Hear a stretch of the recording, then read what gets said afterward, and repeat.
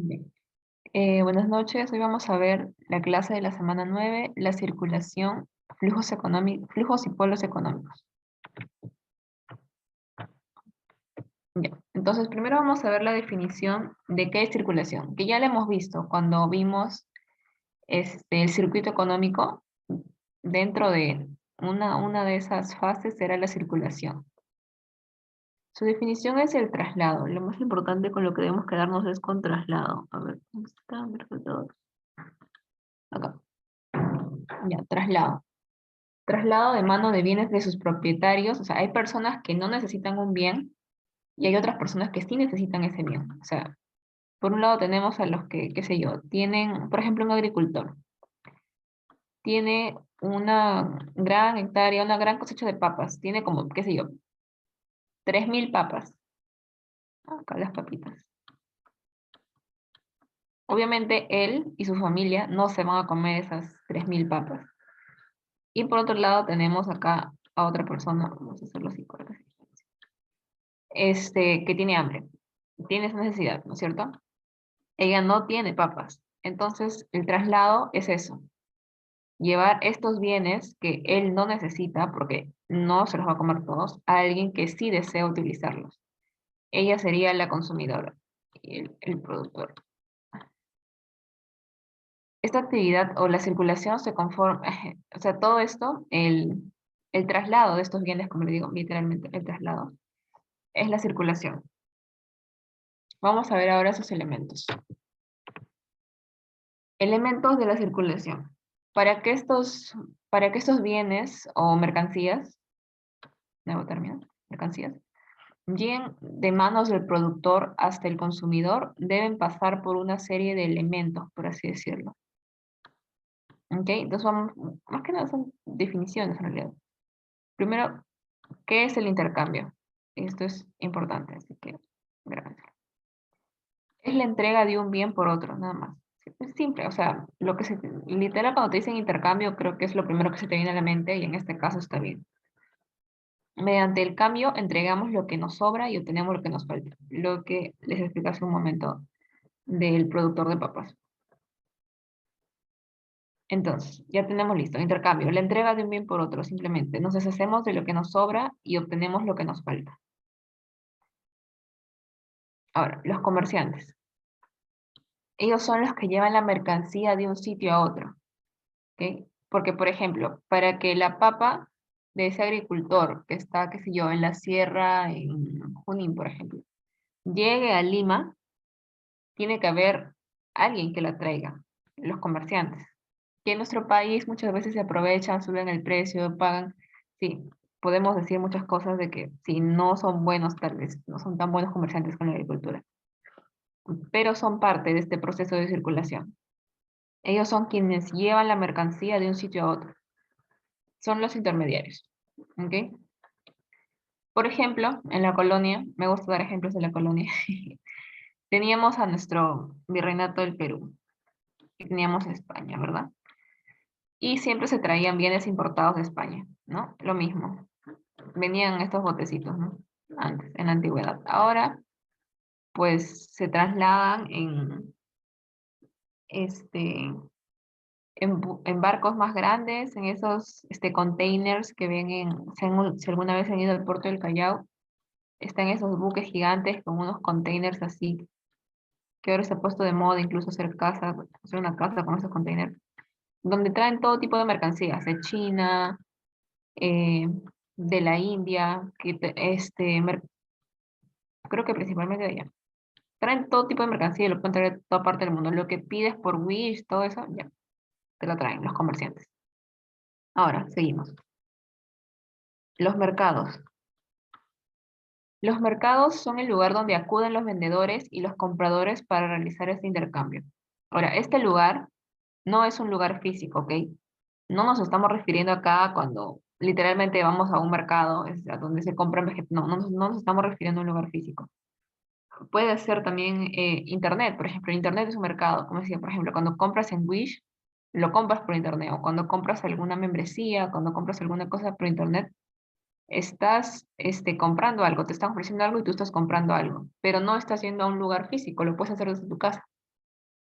Entonces, eso, el mercado se refiere como que a dónde y cuándo los vendedores y los compradores hacen el intercambio. Pero creo que más adelante se explica un poquito mejor. A ver, seguimos. Para que se dé el intercambio es necesario el dinero. El dinero. ¿Por qué? Creo que es obvio, todos lo sabemos. Porque sirve como medio de cambio. ¿Ok? Medio de cambio de las mercancías. Eh, el dinero o equivalente general también lo pueden conocer así. Porque, por ejemplo, uno diría, bueno, ¿por qué hay pobreza por el dinero? Desaparezcamos el dinero. En realidad, no, porque siempre va a haber un equivalente general. El desaparecer el dinero no sería la solución a la pobreza. Porque siempre va a haber comercio, no se puede cortar, porque, por ejemplo, ese productor de papas no produce ropa, pero en invierno tiene frío y va a necesitar conseguir ropa de algún lado, de algún modo. En la actualidad se hace con dinero, que es nuestro medio de cambio, pero antes se hacía mediante trueque, simplemente. O, por ejemplo, tantos ajís valían una vaca, algo así. Siempre, incluso, bueno, en la economía incaica o colonial, sí había un tipo de equivalente general. Por ejemplo, en especias o en ajís, era ese tipo de dinero. Entonces, siempre va a haber así como que un medio de cambio. Ahora, las pesas y medidas.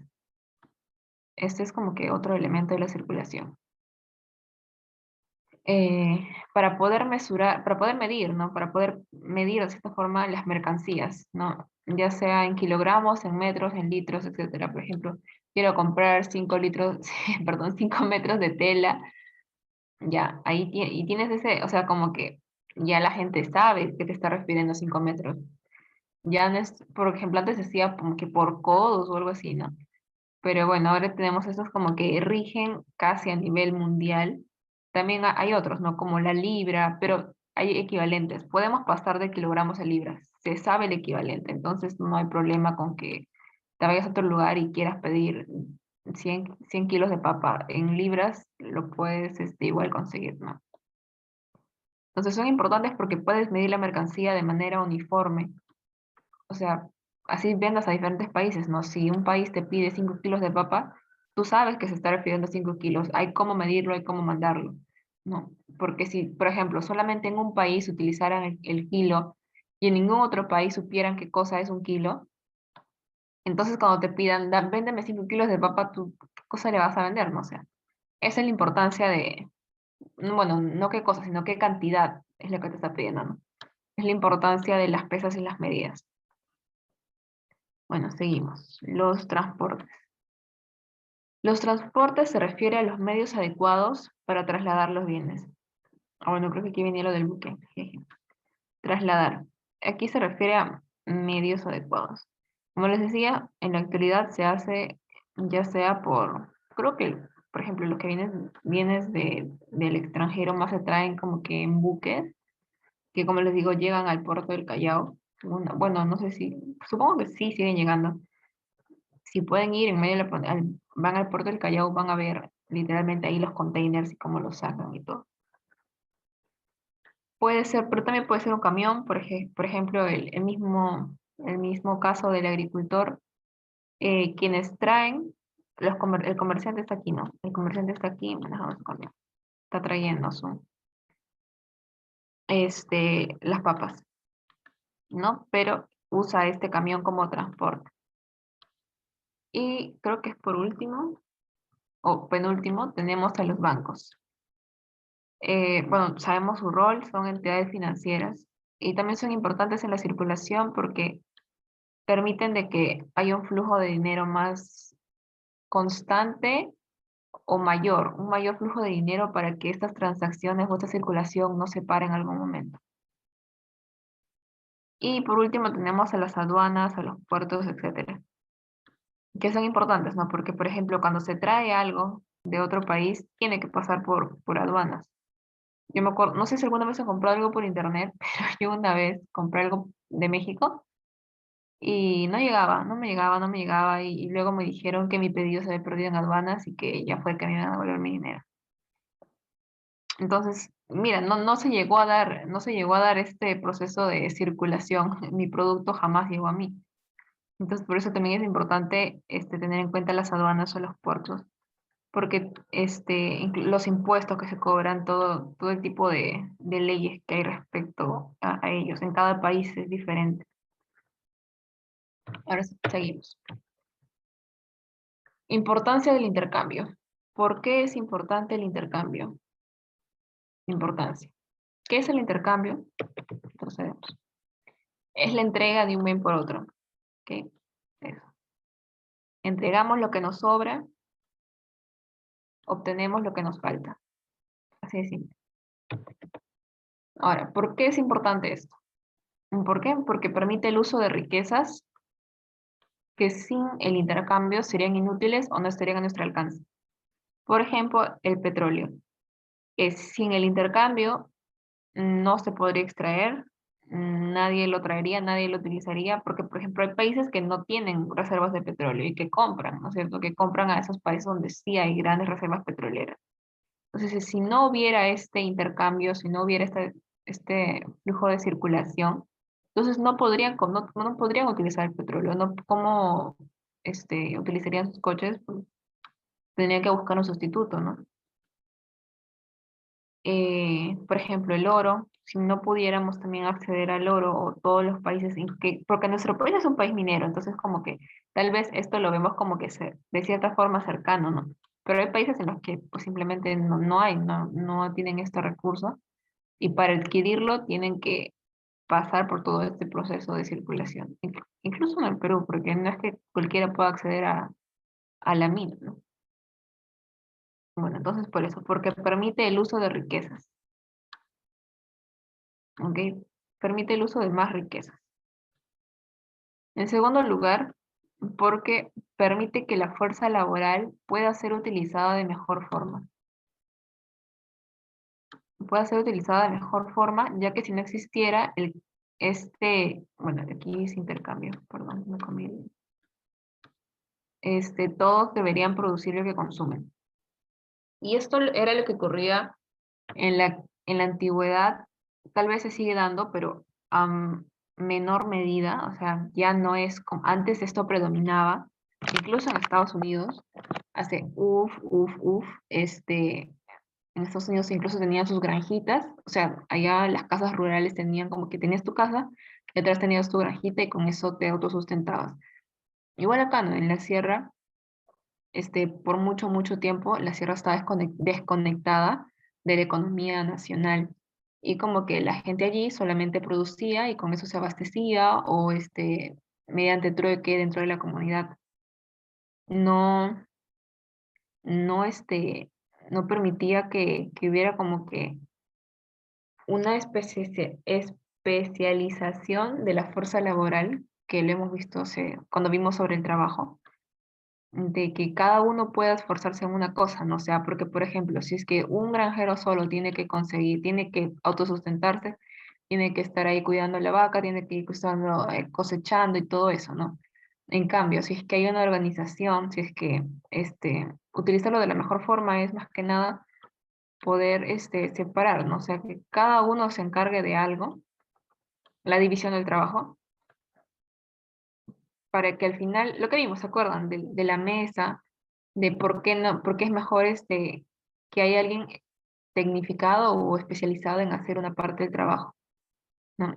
También tenía sus desventajas, pero es menos cansado. Una de las grandes ventajas es que es menos cansado y ya no tienes que producir todo lo que consumes, ¿no? Esa es una ventaja del intercambio, porque por ejemplo, si viendo lo más actual, si tú quieres un teléfono, pues tú no vas a construirte un teléfono. Creo que aquí, bueno, tal vez alguien sabe cómo manejar los cables, pero conseguir todas las piezas y todo ello, incluso consiguiendo las piezas necesitarías intercambio, porque producir una batería, producir todo lo que necesita un teléfono no es fácil. Entonces, eh, a ver, déjenme, voy a ver el chat. ¿Es un beneficio mutuo para la diversidad de productos de importación y exportación? Me imagino la importancia del intercambio. Sí, la importación y la exportación Diversidad mutua para la diversidad de productos. En todo país se busca que haya una diversidad, porque también hay un problema cuando un país depende de un solo producto.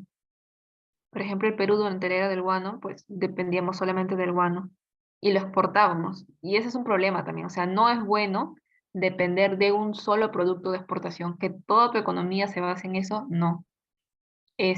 Porque simplemente lo que puede pasar es que surge un sustituto que es más barato. Y pues, ¿qué van a hacer tus compradores? Obviamente van a ir hacia ese sustituto, porque les conviene, les cuesta menos. Eso le pasó al Perú, pues nosotros vendíamos el guano y todo bien, todo, solamente guano. Y de la nada, salitre en el mundo.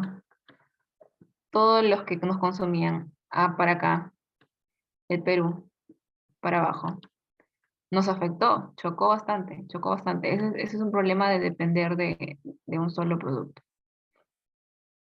Ujú. Creo que para tener el artefacto del celular, sí, sí, o sea, X, sí está bien lo que están comentando en el chat. La importancia del intercambio es que, como dice acá, permite el uso de riquezas, ¿no?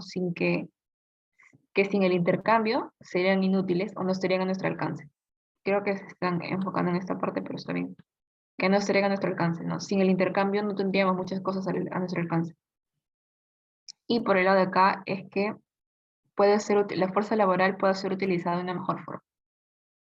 Entonces, esa es dos razones por las que el intercambio es importante. Ahora vamos con tipos de intercambio. A ver, según lo que tenemos aquí, tenemos el intercambio directo y el intercambio indirecto, que en realidad ya lo hemos explicado, pero vamos aquí a separarlo. El intercambio directo o trueque, esto, consiste en la entrega directa de un bien por otro. Un poco extraño la imagen de acá, pero es como si literalmente cambiaras tu consola del Play por una llave, una herramienta, literalmente, no hay dinero de por medio. Tú dices, necesito esa llave, ten mi consola del Play. Ya, un intercambio directo, ¿no? Ese es el tipo de cambio que primaba hasta antes de existir la moneda, ¿no? Una vez que, bueno, pues, cambiar lana por trigo, comida por pieles. Ujú. Esto es lo que estamos hablando hace un rato, ¿no? Esto es el intercambio directo, ¿ok? Directo porque no hay dinero, simplemente bien con bien, ¿ok? Ahora, el intercambio indirecto o el intercambio mercantil consiste en el cambio de bienes por dinero. Acá ya es dinero, dinero, dinero, ¿ok? El intercambio indirecto o mercantil, mercantil, dinero. Es el tipo de cambio más utilizado en la actualidad. Pues sí, para todo utilizamos el dinero como medio de cambio, ¿no? Entonces ya, tipos de intercambio, el directo y el indirecto, o mercantil, que tiene que ver con dinero. ¿Ok?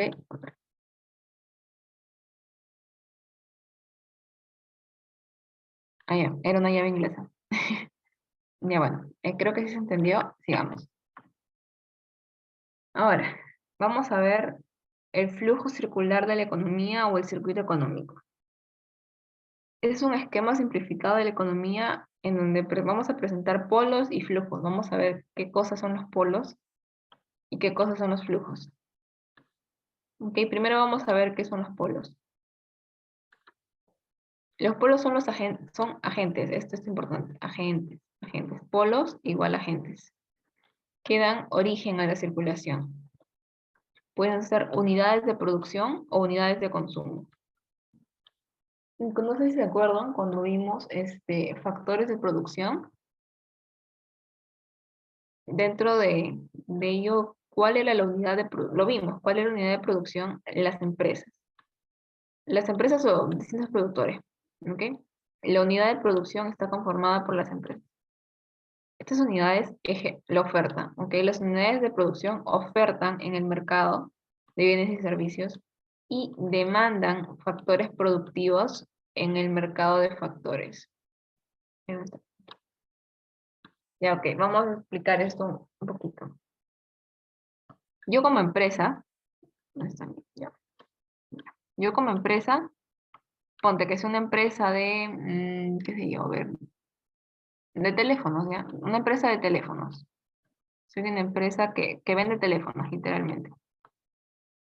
Ahora, yo lo que oferto, lo que vendo, ofertar es como lo que vendes, son teléfonos. Ofrezco ese bien, ¿verdad? Esto es lo que oferto. Pero yo, para hacer este teléfono, demando trabajo, demando mano de obra, trabajo, y capital, por ejemplo, que son algunos factores productivos. Yo necesito de mano de obra que haga este teléfono y de capital, o sea, maquinaria, un lugar donde hacerlo, todo eso. Esto es lo que yo demando. Cuando dice demando factores productivos, hay dos tipos de mercado, ¿ok? Aquí está, no sé si se entiende. Ya. Este de acá es el mercado de bienes y servicios. ¿Ok? Al final hay una imagen donde está más claro, pero ya que está aquí, lo vamos a ir explicando. Luego hay otra imagen. Este es el mercado de bienes y servicios. ¿Ok? Ay, perdón, un ratito.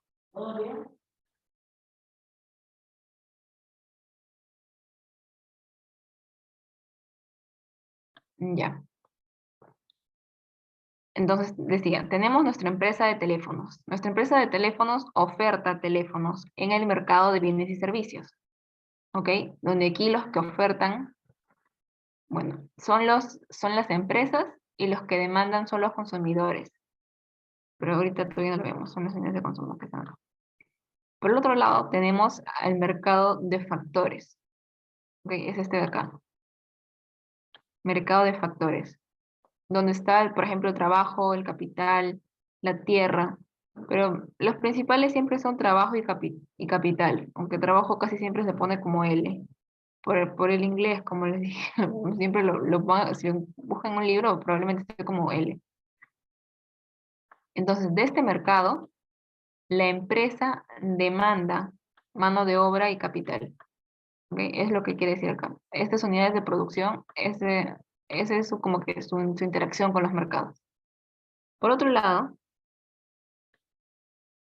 tenemos a las unidades de consumo. Estas son las familias, ¿ok? Conjunto de familias en una economía X, en cualquier país, donde quieran. Estas familias satisfacen sus necesidades a través del consumo de bienes. Ellos consumen de este mercado de acá. Aquí la empresa oferta, la familia la familia es la que consume. Y por otro lado, estas unidades ejercen, ya, y la oferta en el mercado, ya, ok. Las familias, por un lado, demandan bienes y servicios y por otro lado ofertan en el mercado de factores, ya que las familias son las que son propietarias de la mano de obra. En el hecho, a ver, por ejemplo, tu papá, tu mamá o todos nosotros nos insertamos en el mercado laboral y ofrecemos nuestro trabajo, y una empresa nos contrata. Entonces, por eso es un flujo circular. Porque si se dan, mejor voy a poner imagen al final, porque aquí está, para que se entienda. Aquí está. Las familias ofrecen factores productivos en el mercado de factores productivos. Por ejemplo, su mano de obra. El papá, la mamá, la niña es muy pequeña, pero el papá y la mamá vienen aquí y dicen, ok, yo ofrezco mi mano de obra. Una empresa los contrata, les pagan por este factor, por este trabajo. Por otro lado, la empresa ofrece bienes y servicios en el mercado de bienes y servicios. Y las familias compran estos bienes y servicios. ¿Ok? Y así se vuelve a repetir el círculo. A eso es lo que me estaba refiriendo. Acá está más bonito el gráfico. Es un círculo literal. Puede empezar por cualquiera de los lados, pero vamos a ver como que empieza por la empresa. ¿Ok? Como que este circuito empieza por la empresa. La empresa ofrece bienes y servicios en el mercado de bienes y servicios y las familias compran estos bienes. Por otro lado, las familias ofrecen su trabajo o ofrecen factores productivos en el mercado de factores productivos y las empresas demandan esos factores, compran esos factores, por así decirlo, pagan esos factores. Y con esos factores vuelven a producir y así se da el ciclo. A ver, ya. Pero voy a regresar porque estaba la idea. Bueno, esta parte ya la expliqué bien, con el grafiquito. Es lo mismo del gráfico, solamente que con palabras. En el PPT que les voy a subir no va a estar así, no va a estar rayado, así que no se preocupen.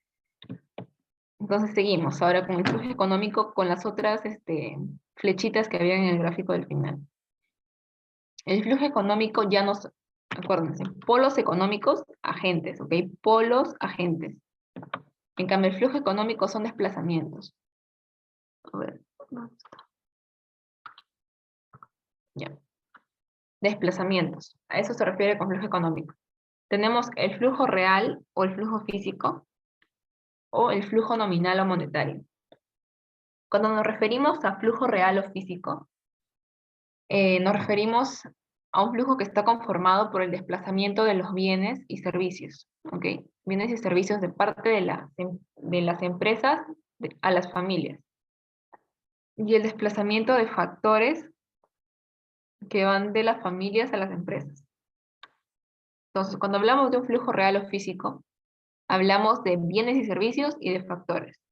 En cambio, cuando hablamos de flujo nominal o monetario, que aquí mismo su nombre lo dice, hablamos de la corriente monetaria, por el dinero, literalmente. Cuando hablamos de flujo nominal o monetario, hablamos del dinero que recibe la empresa por el bien que vende. Por ejemplo, vende un celular en 500 soles. Ya, ok, la empresa recibe ese flujo monetario. Ujú. Tanto las empresas como las familias, por ejemplo, su salario. La mamá, el papá o el que sea que trabaje, recibe un flujo monetario por la venta de su mano de obra, por así decirlo, venta de mano de obra. Recibe un salario. Eso se refiere. Entonces, en el flujo nominal o monetario tenemos al dinero que recibe tanto la empresa como la familia. En cambio, en el flujo real o físico tenemos el desplazamiento de los bienes y servicios y de los factores. ¿Ok? ¿Esa parte quedó clara? Ahora vamos a hablar en el gráfico igual. Acá está lo mismo. Hay un flujo nominal como un flujo real. El flujo real es el bien y servicio. Lo voy a pintar de dos colores mejor. A ver. Borrador. Ya. A ver. Ay. Ya. Tenemos nuestro flujo real, bienes y servicios. Igual acá, un flujo real, bienes y servicios, que es lo que compran. En cambio acá tenemos un flujo nominal, de verde ya. Verde, acuérdense, dólares, dinero. Dinero. Y el flujo nominal acá igual, el dinero. ¿Por qué? Porque cuando las empresas venden, ofrecen este bien, por ejemplo el celular, la empresa ofrece este bien en el mercado de bienes y servicios, este es el flujo real, el celular, al mismo tiempo recibe lo que la familia paga por ese celular y lo recibe en dinero. La empresa, a ver, acá. Uy, no estoy con otro. Por ejemplo, acá la empresa vende un celular como flujo real y recibe, qué sé yo, 1000 soles. Ok, creo que así se entiende mejor. Ok, entonces la empresa ofrece un celular, bien y servicio como flujo real y recibe 1000 soles por ese celular en flujo nominal. Ok, ahora sí quedó clara esa parte. Listo, seguimos. Ya, terminamos. Terminamos el primer tema. Vamos a hacer las preguntas y luego seguimos con el otro tema. A ver, ya saben, yo les leo la pregunta y ustedes van respondiendo en el chat.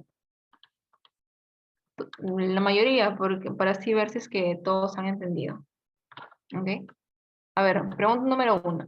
El intercambio es importante porque... A ver, veo A, veo D.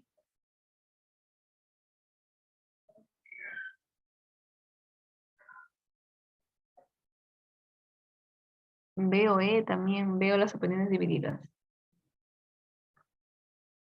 No había considerado la B. No está en lo que hemos visto. Yo veo... oh, perdón, yo había puesto la D.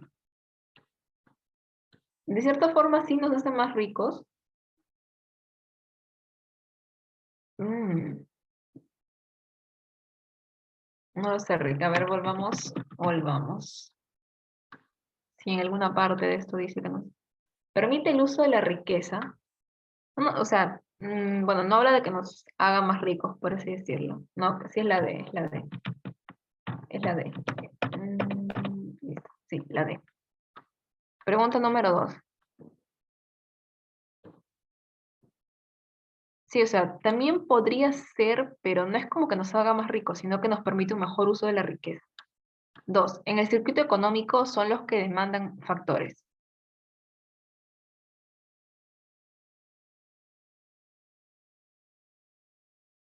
No, los que demandan factores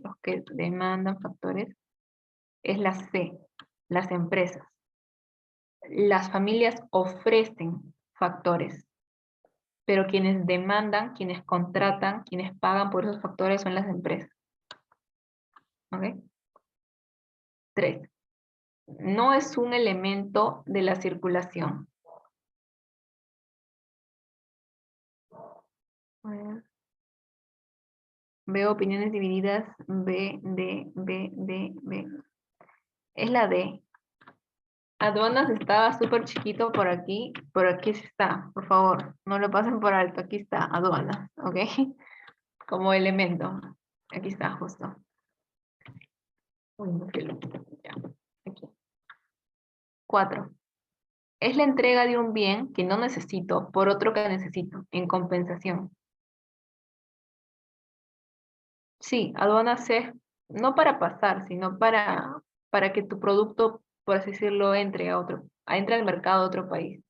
Pasa primero por aduana. Sí, intercambio. Es la entrega de un bien que sí. 5. En el circuito económico, las demandan bienes y servicios. A ver, demandan es que ellos compran los bienes y servicios. ¿Quiénes son los que compran los celulares? Sí, muy bien, las familias. Ajá. Es importante que lean la palabrita aquí. Si demandan, ofrecen. 6. Las familias ofertan. ¿Qué ofertan las familias? B. Muy bien. Las familias ofertan factores productivos. Ujú. 7. Las empresas ofertan bienes y servicios. Ajá, muy bien. Muy bien. Seguimos. 8. Son lugares donde se reúnen vendedores y compradores. A ver. Sí, sí, veo que todos están exacto, el mercado. 9. Es el lugar donde se compran y venden los factores.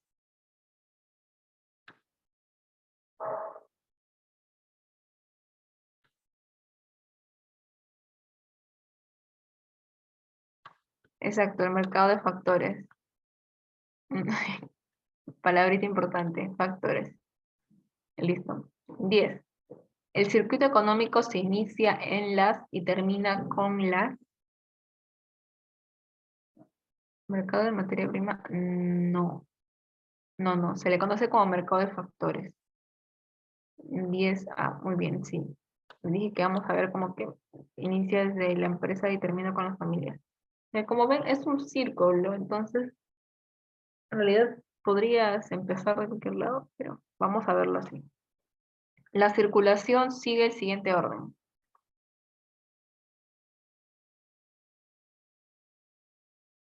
Ujú, exacto. B, empresa, mercado, familias. Volvemos acá. Las familias demandan,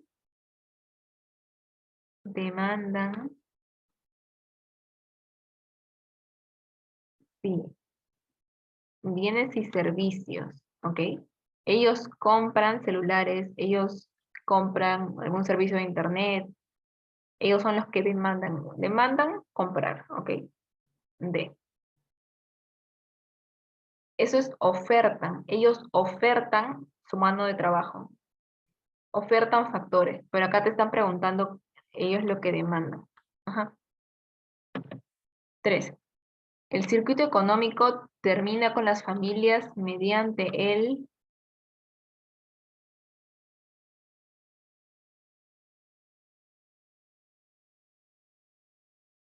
A ver, ¿qué creen?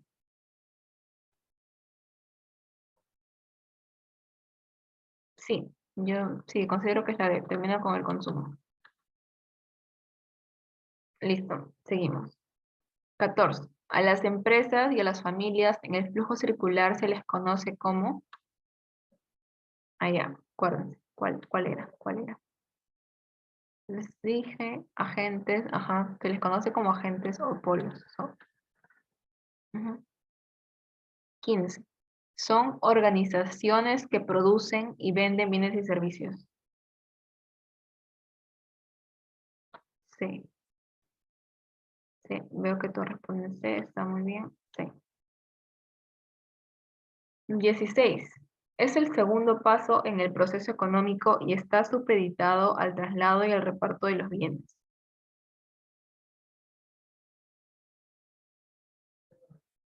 Ujú, ujú, muy bien, muy bien. Es la A, la circulación. 17. Es el tipo de intercambio que primaba antes que existiera el dinero.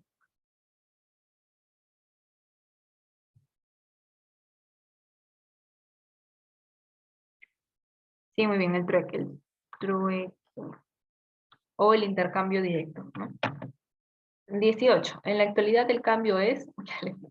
A ver, ¿cuál?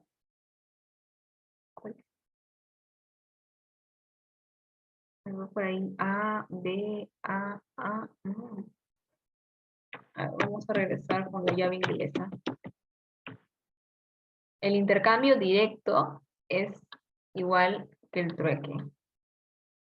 En cambio, el intercambio indirecto es el mercantil, el que usa el dinero. Ajá. Entonces sería, en la actualidad, el cambio es indirecto, porque se usa el medio. ¿Ok? 19. Los flujos económicos son...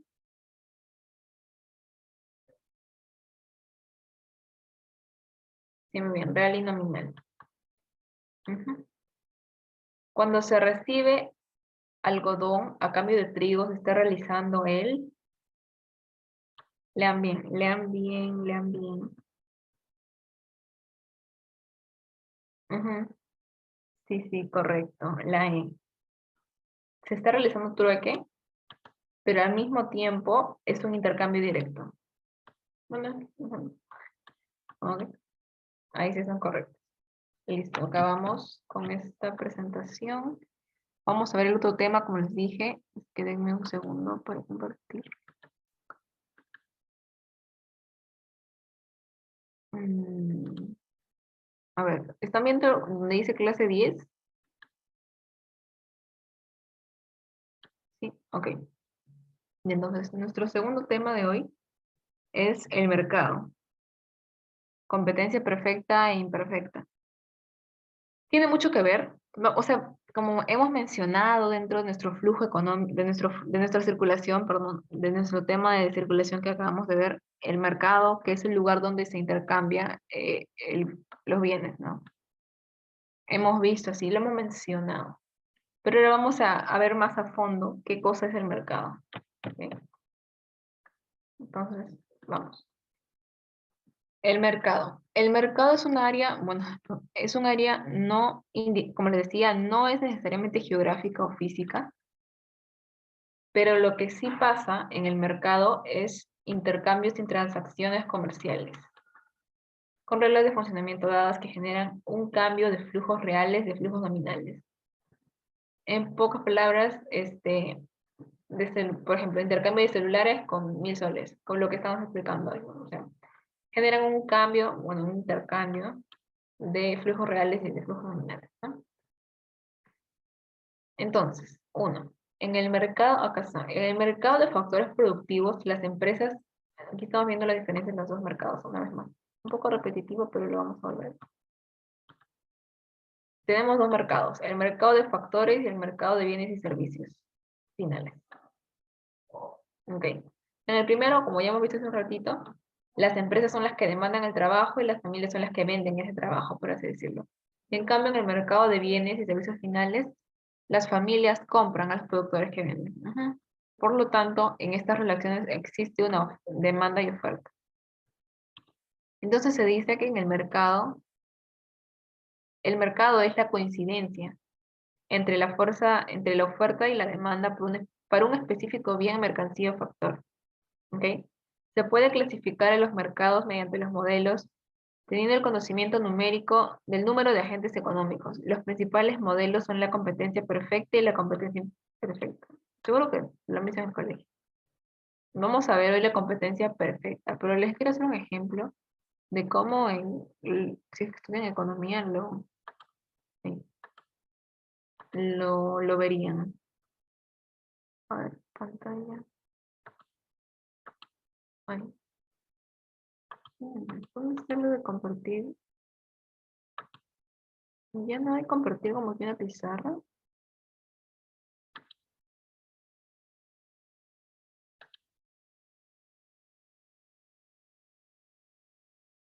Bueno, no encuentro la opción donde se compartía como que una pizarrita. Qué raro. Ya, voy a intentar hacerlo aquí chiquito entonces. Acá en el... Ya. Esto de acá, o sea, economía es full matemáticas, ¿ok? No se dejen engañar. En el cole lo ven como que puras letras, pura teoría, pero en la realidad son matemáticas, literal. Todo se transforma en una función. Entonces, en este caso tenemos acá, ay no, bueno, voy a dibujar primero las líneas y luego les explico cuál es cuál.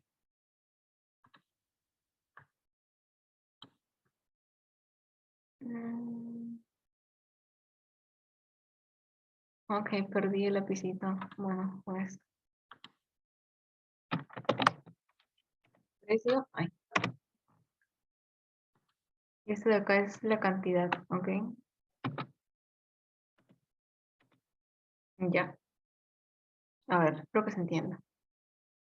En este caso he dibujado como que un, un gráfico que ay, representa el amarillito va creciendo. Mientras más aumenta el precio, esa es nuestra línea de precio. Mientras más aumenta el precio, más aumenta la cantidad. Entonces, esta es la oferta. Voy a ponerlo como, ok, pero en los libros lo encuentran como una S. Y esta es la demanda. Porque obviamente, si es que más sube el precio, por ejemplo, de un celular, menos personas van a comprarlo. Por eso, mientras el precio es mayor, necesito acá. Acá, ya, ok. Mientras, por ejemplo, si el precio está súper alto, por acá cuesta, qué sé yo, 5.000 soles, como los iPhones. Va a haber menos cantidad de personas que lo compren. Se va a vender menos. En cambio, si el precio es acá súper bajito, va a haber un montón de personas que lo compren, ¿no? Viendo la demanda. Y la oferta es lo contrario.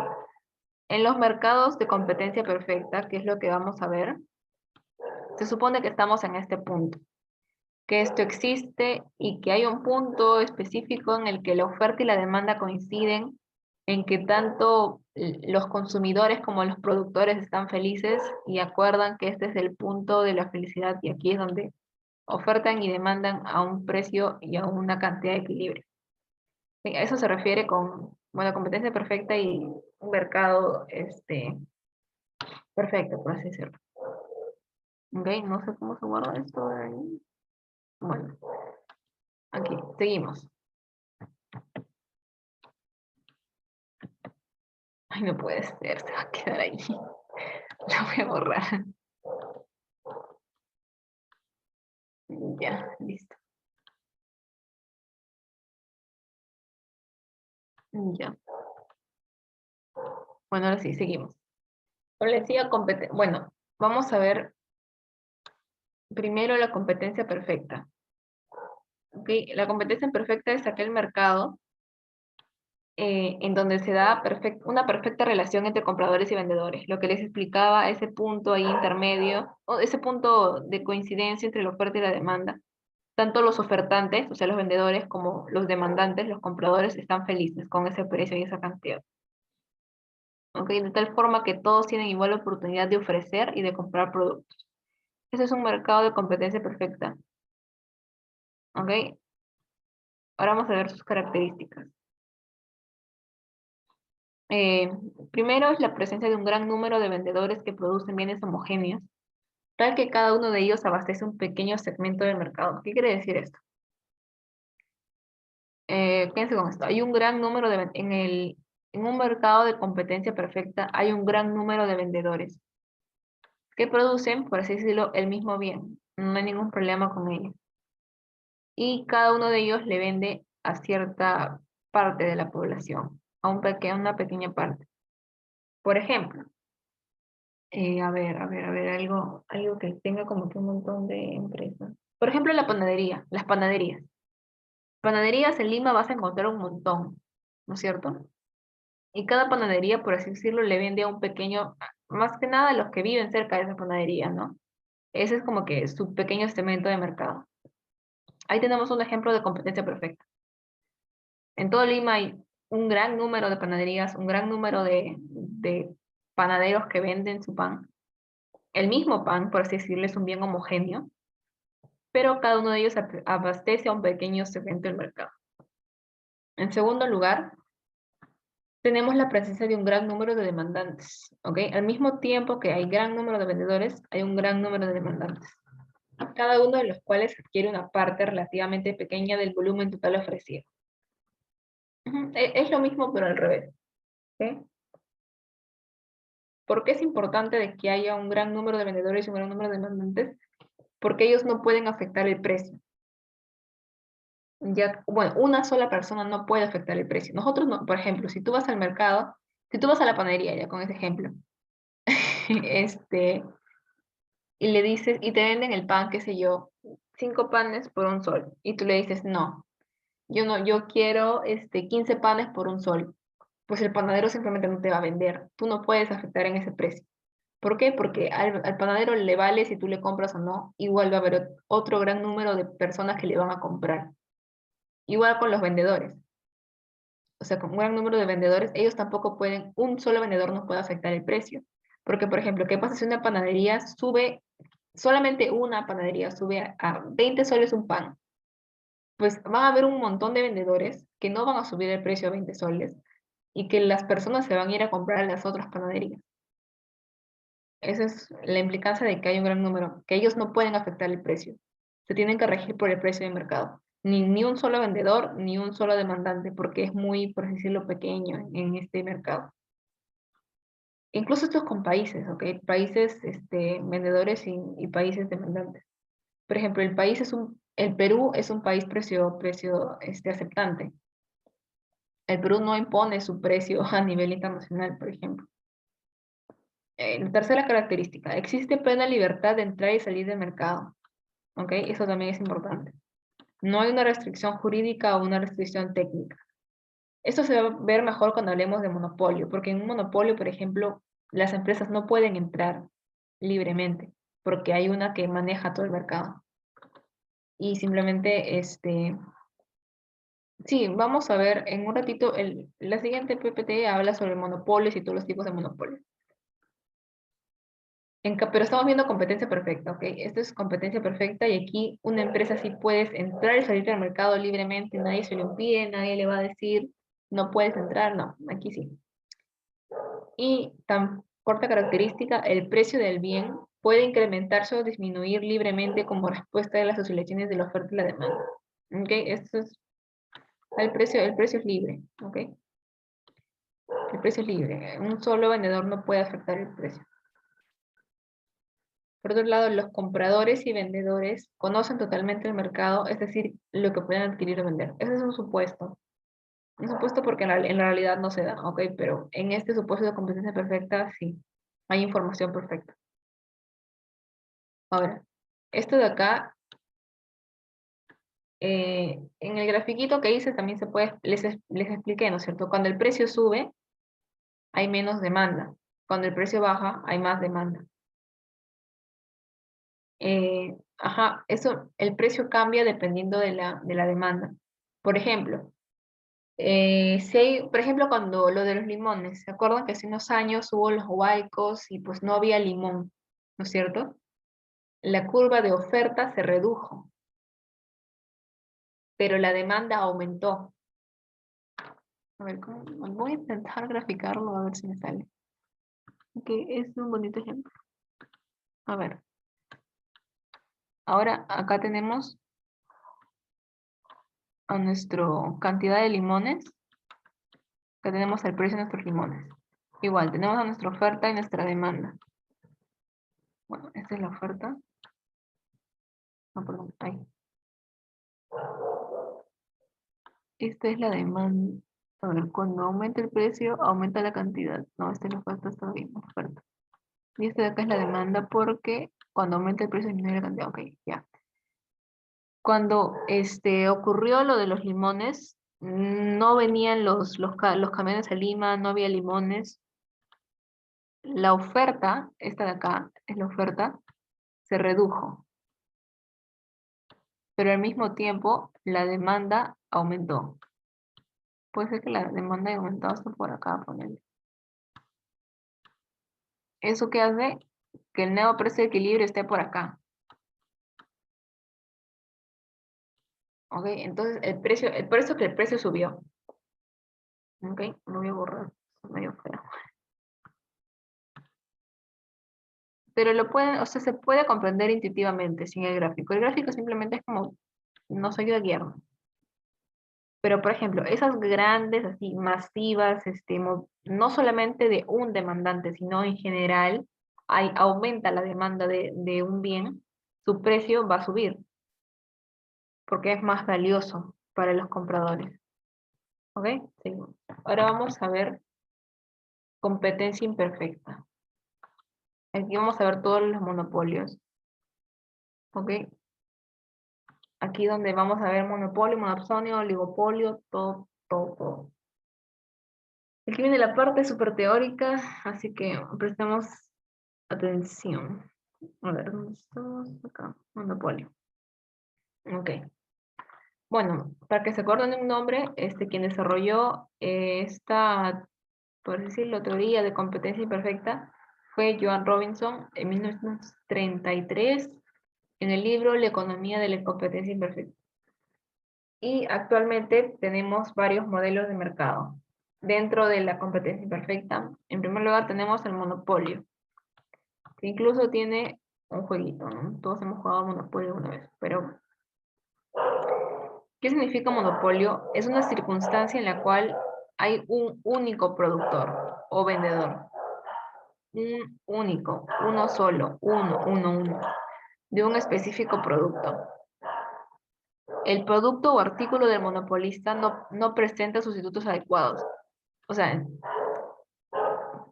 un monopolio se puede dar por varias causas. Una es porque es el único que posee ese bien. Y si es que vendes una galleta, no puede ser un monopolio porque lo puedes sustituir fácilmente por un pan, por ejemplo, ¿no? Tiene un sustituto más o menos, normal. Si la galleta sube de precio así al infinito, pues simplemente ya no la compras y vas y compras tu pan. Pero en cambio, el artículo que vende el monopolista no tiene un sustituto adecuado. O sea, ese monopolista puede vender al precio que le da la gana porque sabe que las personas no tienen de otra que comprarle. No hay un sustituto por el que se puedan ir. Eso le da poder al monopolista. ¿Ok?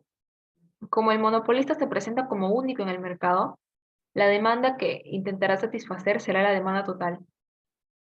¿Ok? Será la demanda total del mercado.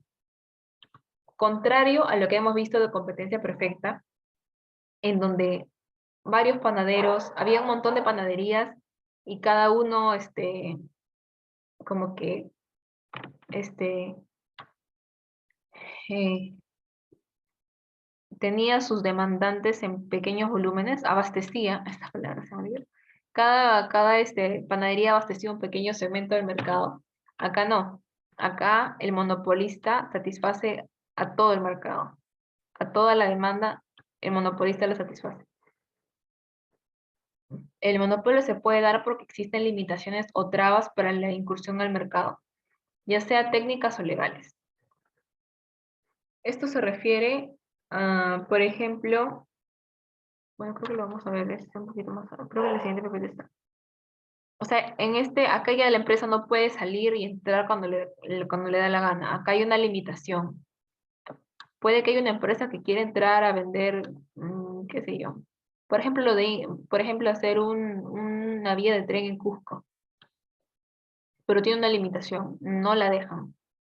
No es libre, no es libre de ir y hacer un tren, por ejemplo. El monopolio, al precio que maximiza las ganancias del monopolista, se le conoce comúnmente como, con el nombre del punto de Cournot, ya que debido a la competencia potencial será muy atractivo formar nuevas empresas y el precio del bien es muy alto. En esta parte se refiere al punto de Cournot, se refiere a que la empresa es igual, tiene una explicación con gráficas, pero es un poco complicado, así que, ay, vamos a quedarnos simplemente con que el monopolista maximiza su precio, ¿ok? Y si en algún momento les preguntan eh, cómo se le conoce al precio donde un monopolista maximiza sus ganancias, es el punto de Cournot, ¿ok? Entonces, hemos visto, el monopolio es el único productor o vendedor de un producto específico. No hay sustitutos, se presenta como único y satisface la demanda total del mercado. Se crea porque hay limitaciones o trabas para que otra empresa entre y al precio que maximiza su ganancia se le conoce como punto de Cournot. ¿Ok? Esto es lo que tenemos como monopolio. Seguimos.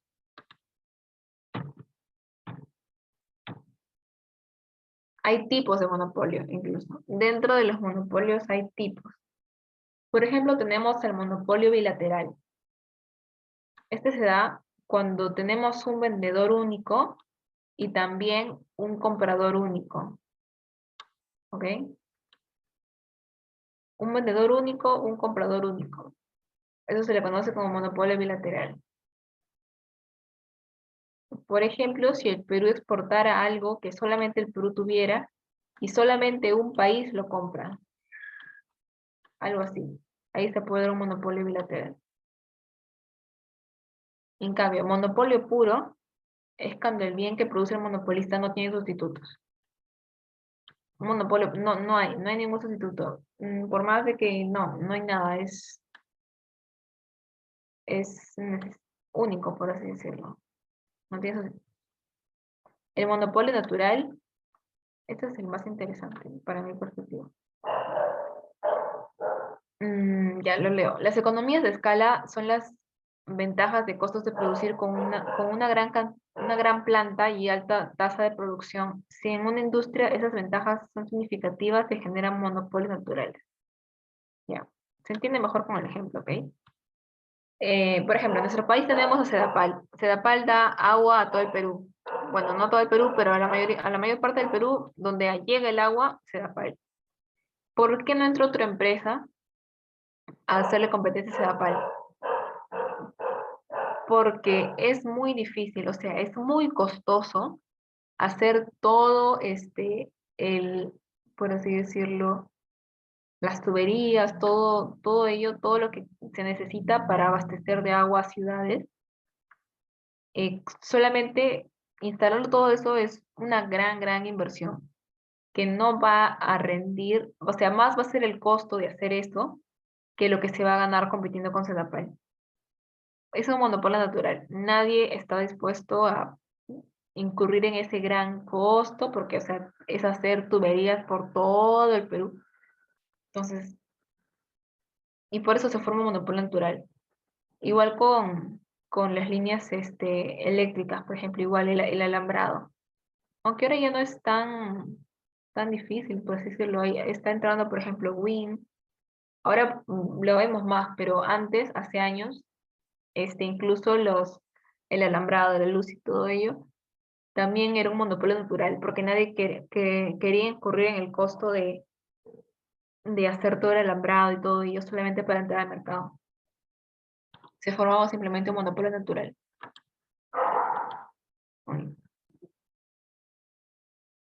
Un monopolio puro, ajá. Un monopolio puro es cuando un monopolista no tiene sustituto en lo que produce.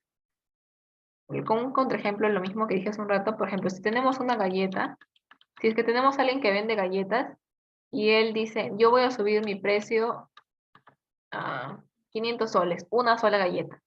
Pues tú simplemente dejas de consumir esta galleta y te vas a consumir un pan, por ejemplo, se me ocurre como sustituto. Entonces ya no le compras. Y por eso es que él no puede, por así decirlo, cambiar el precio de su manera. En cambio, el monopolio puro sí.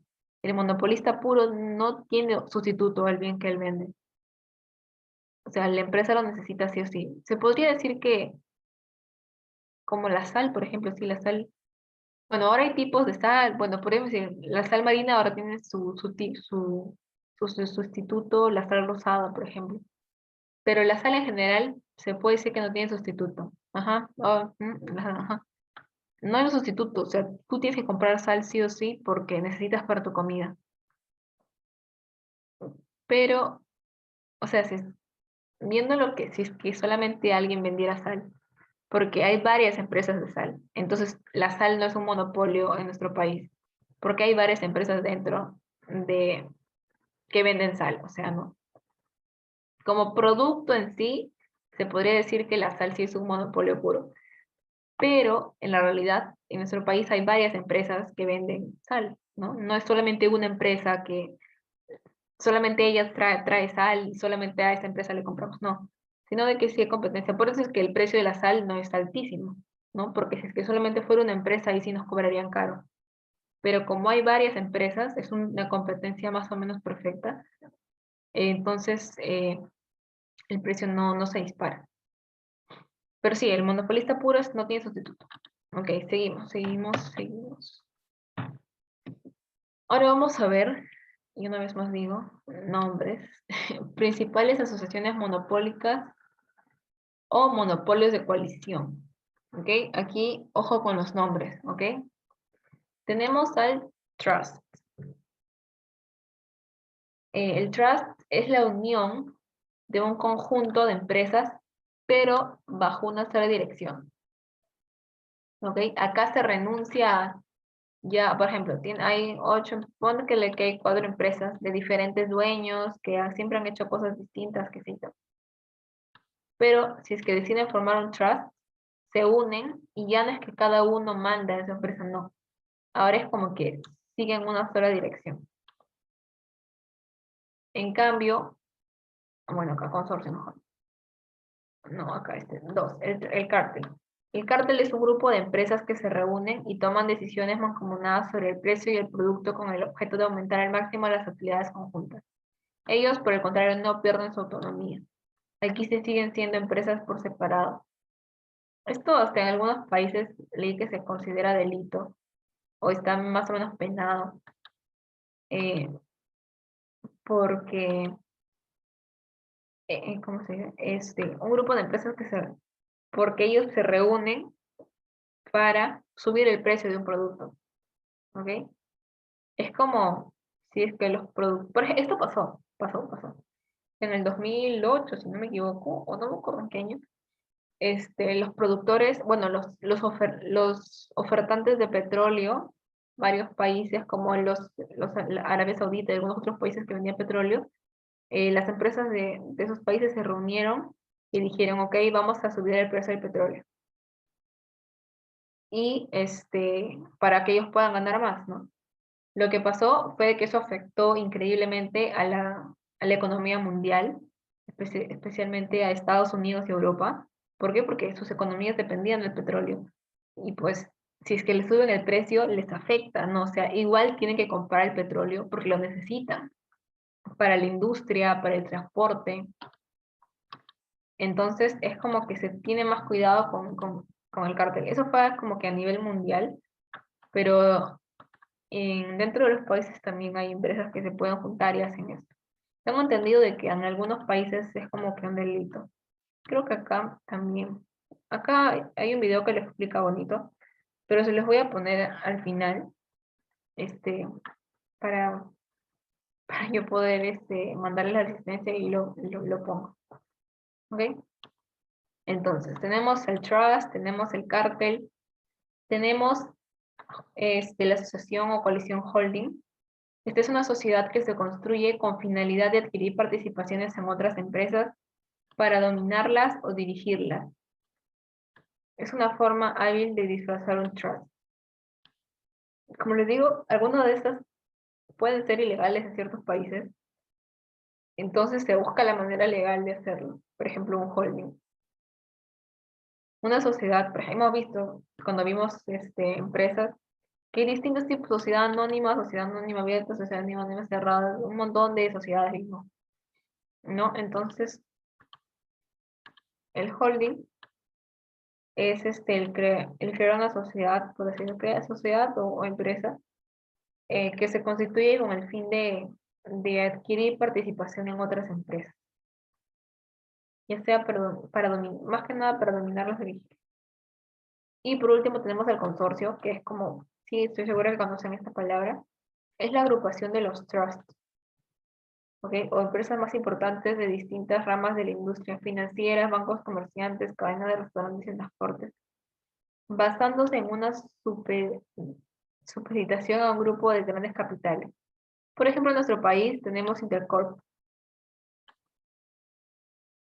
aunque podría entrar dentro de, bueno, de consorcios también.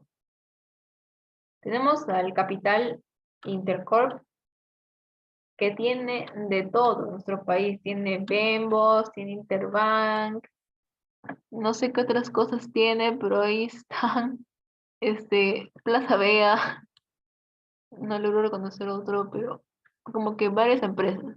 Ah, Vivanda también. Entonces, esto se conoce como un consorcio, ¿ok?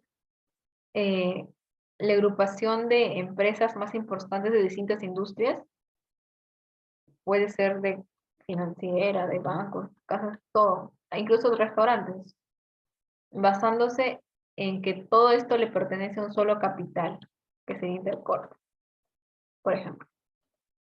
¿Ok? A ver, ok. Seguimos entonces. Acuérdense, ¿qué cosa es un trust? El trust se diferencia porque ahí hay una sola dirección, renuncias a tu autonomía. El cártel no pierde su autonomía y se juntan para influir en el precio. En cambio, el holding es como una sociedad, pero más, por así decirlo, sigilosa, para disfrazar un trust. En cambio, el consorcio es un grupo de empresas de diferentes ramas. Puede ser un banco con una farmacéutica, con un supermercado, pero que todos están bajo el liderazgo, por así decirlo, de un grupo grande de capital. Por ejemplo, Intercorp. ¿Ok? Son las principales asociaciones monopólicas que estamos viendo. Ok, seguimos. Ah, acá tenía otro video, creo.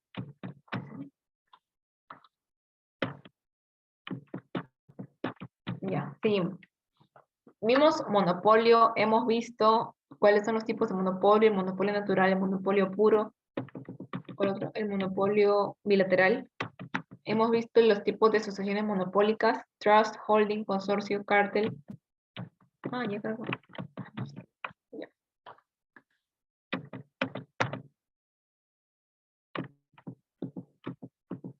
Ahora vamos a ver el oligopolio, ¿ok? Esto es diferente del monopolio. El oligopolio, perdón, básicamente es esta imagen de acá. Hay poca oferta y hay mucha demanda, ¿ok? Pero no es que solamente hay uno, porque si es que fuera, para que sea monopolio solamente debería haber uno. Es oligopolio cuando hay tres, bueno, pueden ser un poco más de tres, pero son pocos, ¿ok? Son pocos vendedores y son muchos compradores, ¿ok? Eso es un oligopolio. Acá están pocos vendedores. En este, los productos son fácilmente repasables. Aquí sí hay un sustituto. Como vimos, los monopolios básicamente no tienen un sustituto fácil.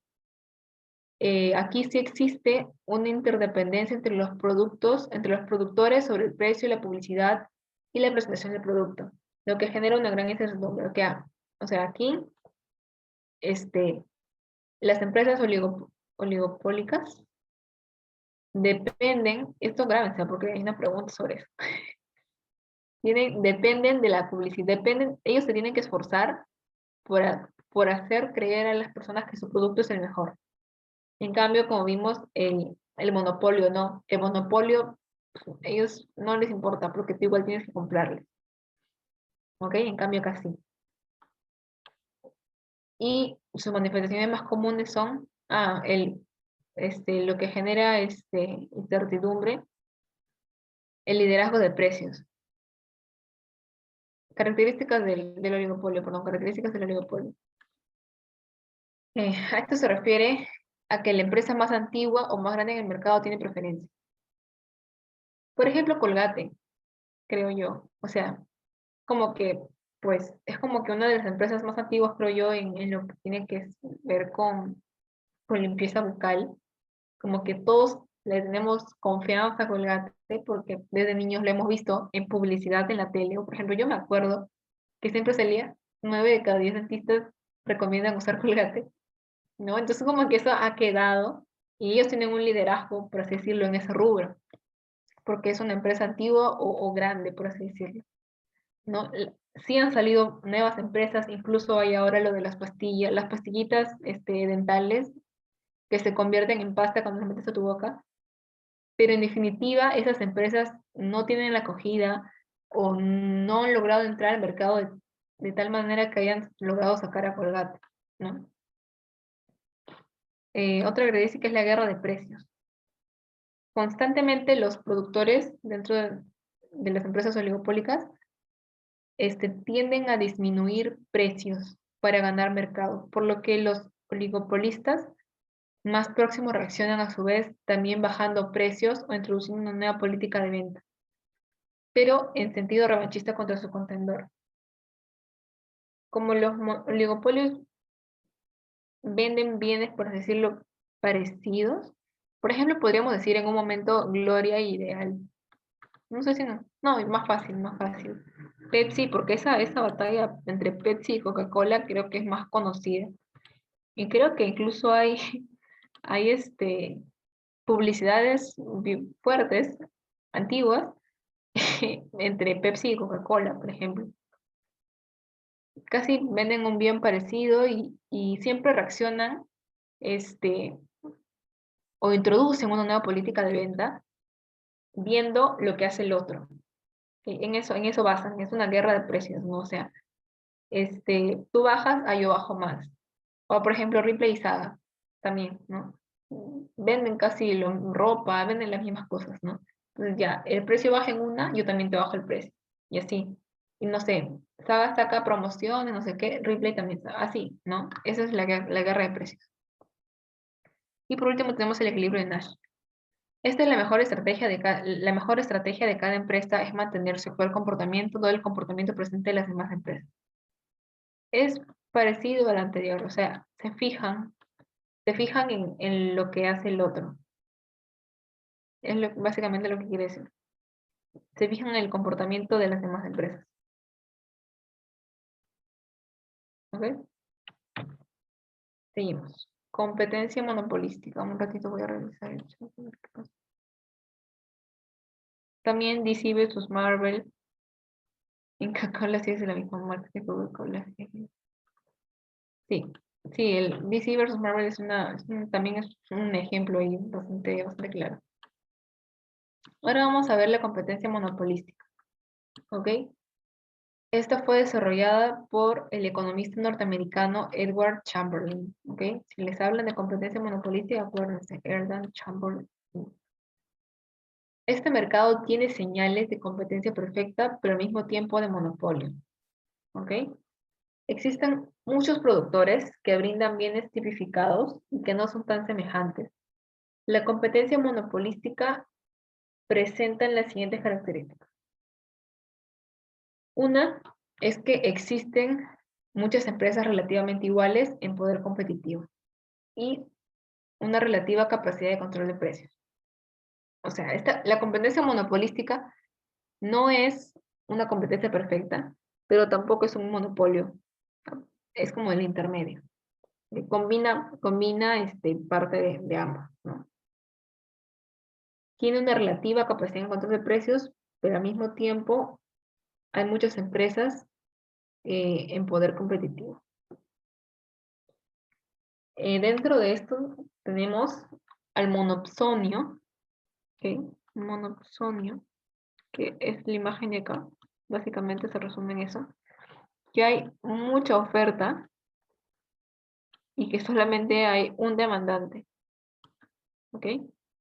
Es en el mercado en que solo existe un comprador en el mercado que se enfrenta a muchos pequeños vendedores. No sé, puede ser, mm, no se me ocurre un ejemplo real. Mm, a ver, no se me ocurre un ejemplo así como que real, pero es como que hay un montón de empresas que te venden el mismo bien, pero no hay demanda, solamente hay una, puede ser como que algo así bien raro, que se use como para algo raro, que solamente una profesión específica lo necesita para algo específico, como que algo así, algo que entre en esa categoría, algo que solamente una persona podría demandarlo porque es muy raro, en el hecho de que nadie pensaría en usarlo, por así decirlo. Pero sí hay bastante oferta de ese bien. En cambio, el oligopsonio es lo inverso. Esto es lo contrario, ¿ok? Son contrarios.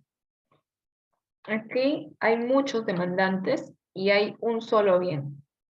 Un solo ofertante, perdón. Hay muchos demandantes y solamente hay un ofertante. No, perdón. Pocos compradores de un mismo bien. Porque si fueran muchos, sería monopolio. Oligopsonio es cuando no hay tantos compradores, pero solamente hay un bien.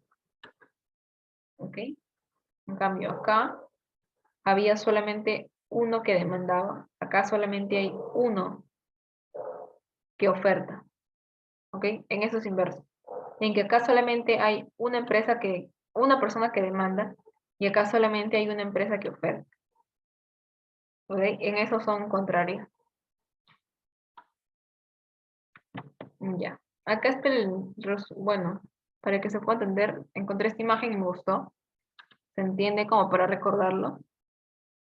Ah, puede ser los productos raros de Wish, sí. Sí, a ver, sí, creo que sí. Por ejemplo, creo que una vez vi unas cosas que se meten en la nariz y lo peor es que hay un montón de demanda de eso, ¿no? O sea, aún me salieron algunas cosas que te metes en la nariz para que se te haga derecha la nariz o algo así.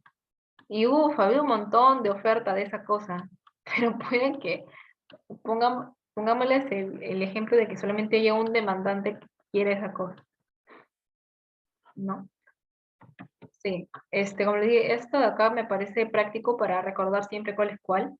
El monopolio, solamente una oferta y mucha demanda. El oligopolio, hay poca oferta y hay mucha demanda.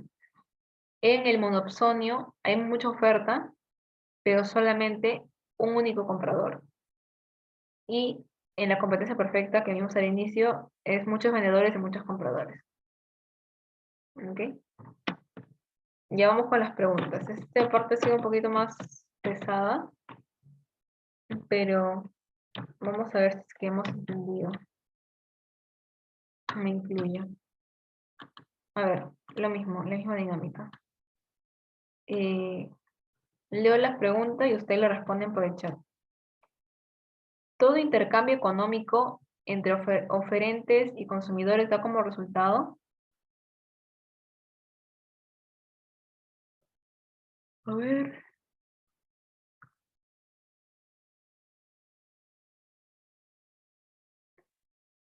Sí, muy bien. B, mercados. Da como resultado los mercados. El intercambio es la definición de mercado. 2. Es aquel mercado que solo se conceptualiza a nivel teórico. Mm, a ver, veo, sí. Sí, veo que la mayoría está poniendo la E. Sí, está bien. Competencia perfecta. En la realidad, eso no se da. Solamente la estudiamos para entender mejor, pero no se da. Es solo a nivel teórico. Pregunta número 3. ¿Es un mercado competitivo, perdón, en un mercado competitivo quien fija los precios es? Ajá, ajá, exacto, muy bien. La oferta y la demanda. 4. El oligopolio es,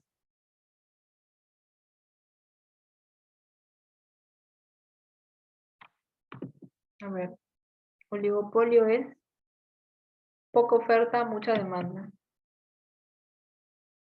¿Cuál es mi puesto? Está bien, es la C. Un grupo pequeño de vendedores. 5. No es una característica de un mercado monopólico.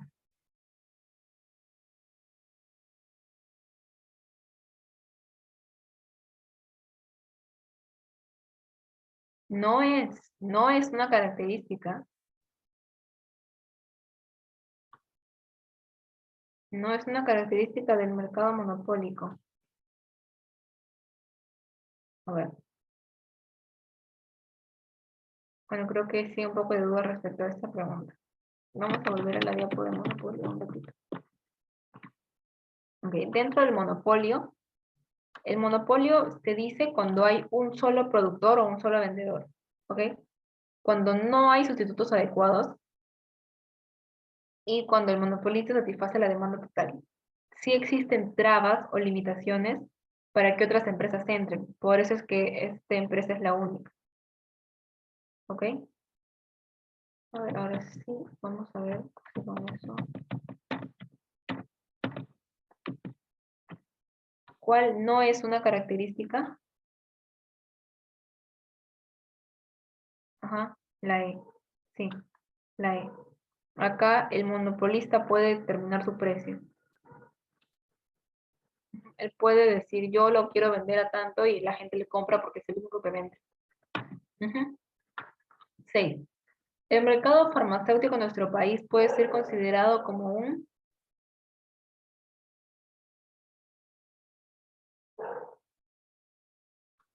D. Muy bien, sí. Yo también le voy a la D. Porque hay grandes capitales, ¿no? Por ejemplo, Inca Pharma, no me acuerdo cuál, había otra, que antes competían más, pero que ahora ya no les escucho mucho. Pero sí, un oligopolio. Son empresas que pierden su autonomía y estas empresas pasan a tener una sola dirección. Bravo, bravo. Es la E, es un trust. En el cártel, cada una tiene aún su autonomía. En cambio, en el trust, pasan a tener una sola dirección. En el cártel sí, se juntan, pero no pierden su autonomía. 8. Situación de mercado en donde se enfrenta el monopolista y el monopsonista. Se denomina... Sí, sí, sí, sí, muy bien. 8. Monopolio bilateral. 9. ¿En cuál de los siguientes mercados la promoción televisiva y radial juega un papel básico para incrementar las ventas?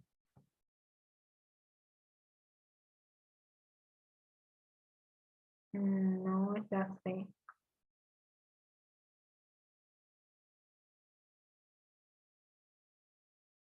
Vamos a revisar, acá está.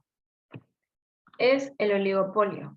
¿Ok? El oligopolio tiene esto interesante de que idea más antigua y se diferencian con dependen mucho de la publicidad y la presentación de su producto. ¿Ok? Oligopolio. Oligopolio. La D. Seguimos. Una economía competitiva es una economía caracterizada por la presencia de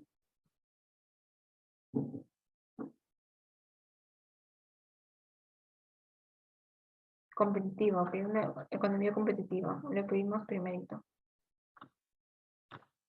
Es la E. Muchos compradores, muchos vendedores. Economía competitiva o competencia perfecta. 12. ¿Qué país no constituye parte de la Organización de Países Exportadores de Petróleo? Bueno, bueno, esto no lo vimos, pero estaba aquí la pregunta.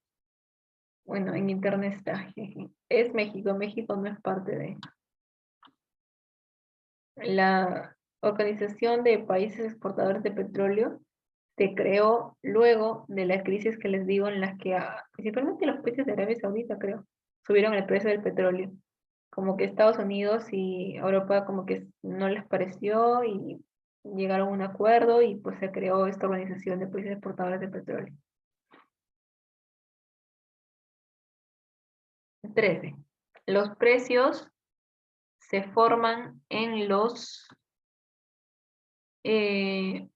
cuales se ejerce, ahí hay otra raya, hay una raya que no está, pero ¿cuál es la raya?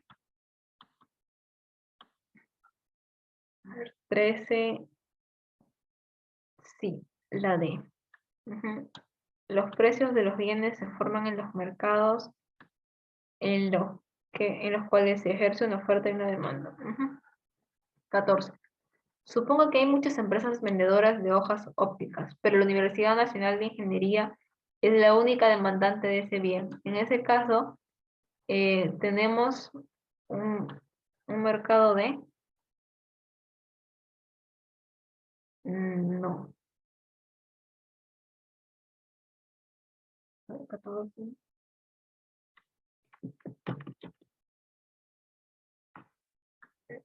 Este. Tenemos un solo demandante que es la única, lo decía. Y tenemos mucha oferta. Ok, ¿qué se entiende, no? Tenemos un solo demandante, porque ahí mismo te dice, ¿no? El único demandante, tenemos bastante oferta de esa hoja óptica, pero solamente quien la compra es la Universidad Nacional de Ingeniería. Entonces tenemos un monopsonio. Monopsonio. Correcto. 15. La empresa de agua potable Sedapal, perdón, por sus características es el único productor en el mercado de su producto no posee sustituto, es...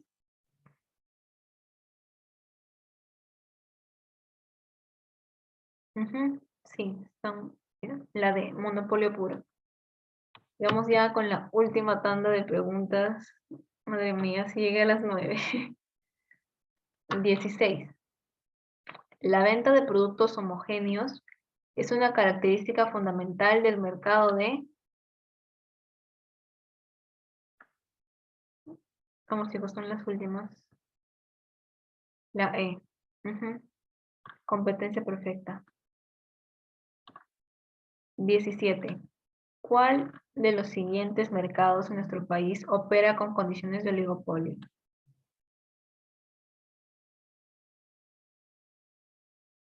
De telefonía celular. Aunque como les digo, antes era más, ¿no es cierto? Antes solamente creo que había Claro y Movistar. Creo que ya luego entró Entel, Vitel, pero aún siguen siendo poquitos. Luz del Sur opera en distritos del cono sur de Lima en condiciones de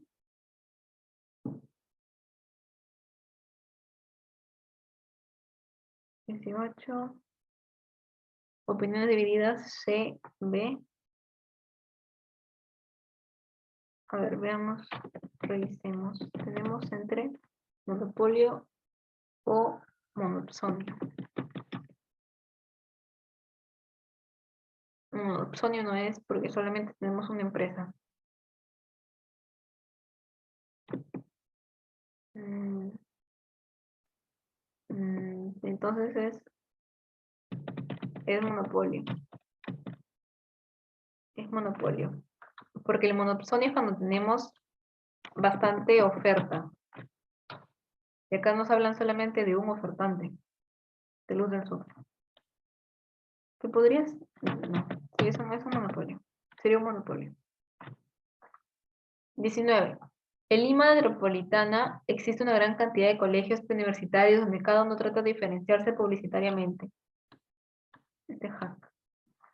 Premios, premios puestos, genios matemáticos, enseñanza de valores, etc. Lo cual lo aproxima al mercado de, así es, oligopolio. El año pasado los ganaderos protestaron contra la empresa Gloria S.A. puesto que querrían que la empresa les pague más por cada litro de leche que se les vende.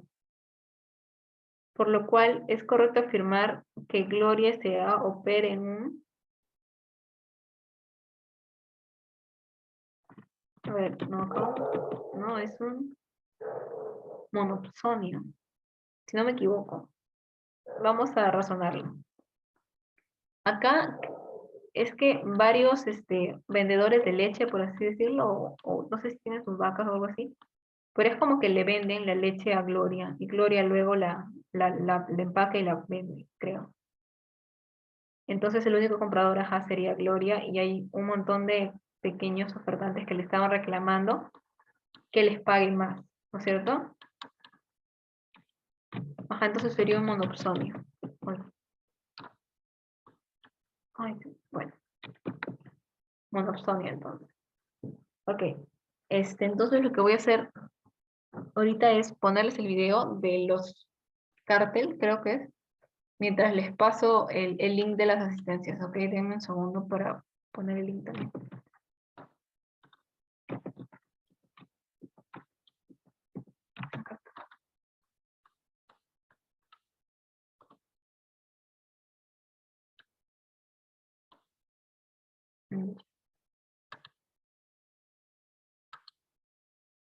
Este es Tim. Tim tiene un pequeño negocio. A Tim le iba muy bien, hasta que un día se dio cuenta que Pat había creado uno del mismo número y le estaba ganando a los clientes.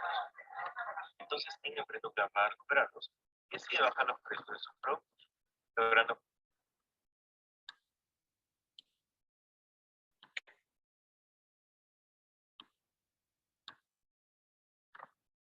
Ya, a ver.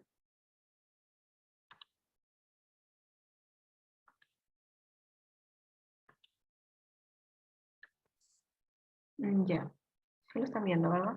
Que los clientes de Pat retornen a él. Pat no está muy feliz y Desde el inicio. Está interesante el videito, me gustó. este es Tim.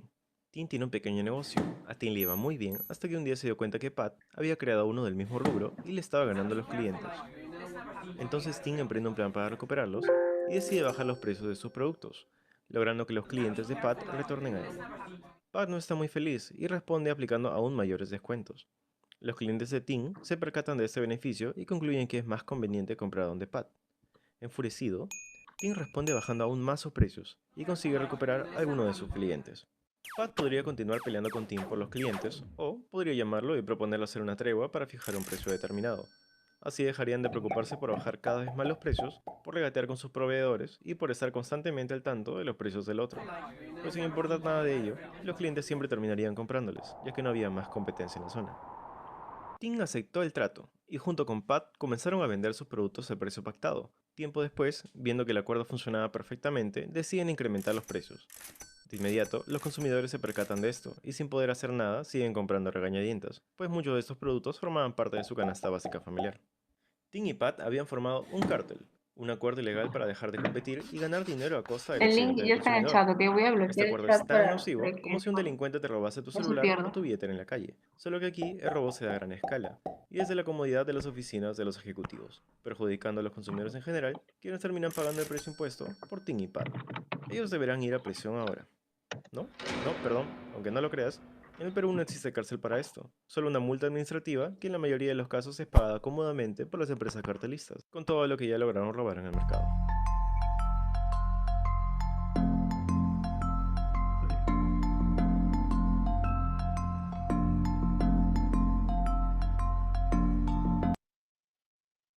Ya. Bueno, me pareció un videito interesante sobre los cárteles. Aquí en el chat ya está el link de asistencia. Lo llenan. Ay, ya,